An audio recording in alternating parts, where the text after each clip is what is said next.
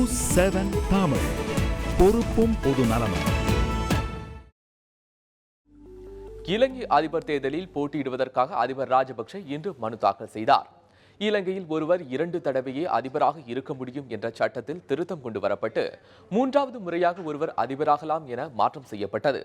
இதன்படி இலங்கை வரலாற்றில் முதன் முறையாக 3வது முறையாக அதிபர் தேர்தலுக்கு ராஜபக்ஷ மனு தாக்கல் செய்தார். இந்நிகழ்ச்சியின் போது ஐக்கிய மக்கள் சுதந்திர கூட்டமைப்பின் பொதுச் செயலாளர் சுசில் பிரேம ஜெயந்த் உள்ளிட்டோர் உடனிருந்தனர். இலங்கை அதிபர் தேர்தல் ஜனவரி 8ஆம் தேதி நடைபெறவுள்ளது. அவரை எதிர்த்து எதிர்க்கட்சிகள் சார்பில் ஸ்ரீ பால மைத்ரி பால் களமிறங்கியுள்ளார்.